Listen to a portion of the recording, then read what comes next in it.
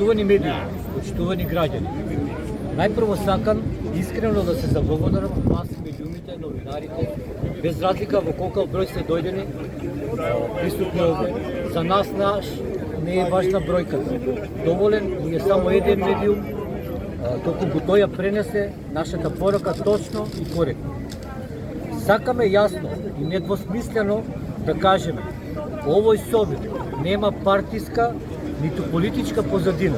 Повторувам, овој собир нема партиска ни политичка позадина. Тука сме како граѓани кои што имаат конкретен проблем. Принудени сме да излеземе јавно, затоа што државата преку правата за јавни приходи директно врши притисок врз сопствените граѓани. Јасно кажуваме, ние не бегаме од даноци, а не сме и против плаќање на даноци. Се повторува, ние не бегаме од даноци и не сме против плаќање на даноци. Но нема да прифатиме неправда, селективни примени на закон и уцени спакувани како информативни пресметки и решенија. Во изминатите 2-3 недели УЈП не контактираше сите нас, некои писмено, некои телефонски и ни доставија пресметки за доход од 2020 година, 5 години од одстап.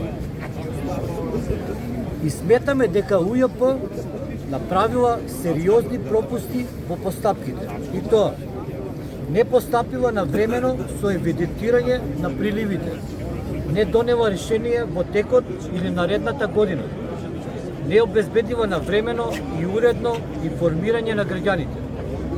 Ова не е редовна даночна постапка. Ова е лов на пари за полнење на државната каса. Луѓе што денес се тука зад мене, не седеле дома со најблиските. Работеле во странство, во воени бази, во Ирак, во Афганистан, зони со висок безбедносен ризик по животот на здравје, далеку од семејството. Согласно закон на член на личен доход, лицата кои престојувале повеќе од 183 дена надвор од државата не се сметаат за даночни резиденти. Законот е јасен, тие луѓе не се даночни резиденти, бидејќи секој од нас бил од 9 до 10 месеци надвор од државата. Од нас се бара доказ што државата сама не може или не сака да ни ги обезбеди. Министерство за внатрешни работи одбива да издаде потврда за влез и излез во 2020 година. Нивниот одговор е дека не чуваат податоци постари од 5 години. Ние доставивме и други законски докази, како што се пасош со печати за влез и излез од државата. Ни беа потврдени. Нашите приходи не беа црни пари. Тие веќе се оданочени во државите каде што сме работеле и во матичните држави на компаниите што не ангажирале. Ова што се прави денес е двојно, тројно оданочување спротивно на правото и законот и здравиот разум. Во Куманово и низ цела Македонија илјадници семејства преживееле благодарение на луѓето како што се позади мене. Со тие пари се граделе домови, згради, школи, се школувале деца и се одржувала економијата. Денес истата таа држава им врти грб и ги третира како проблем. И затоа јасно порачуваме. Секој од нас, доколку добие решение од управата за јавни приходи, а некои веќе и имаат доставено, им препорачуваме јавно дека нема да трчаме и да плаќаме веднаш. Ќе бараме правда по сите надлежни институции, ќе користиме жалба, управна поступка и судови и се што ни стои на располагање според закон. Државата мора да гради систем со правда.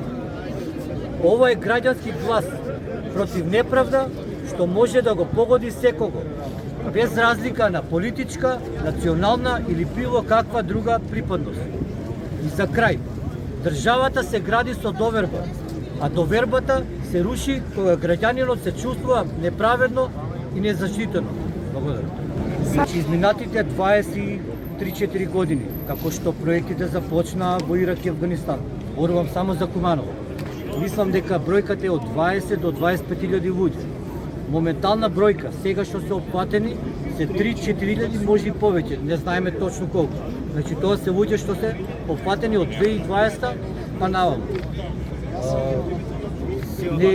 Се оданочуваат моментално платата, а на некои луѓе им стигнало за обештетување.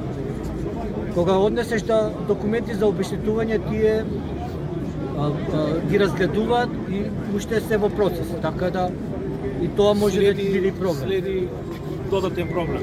Ќе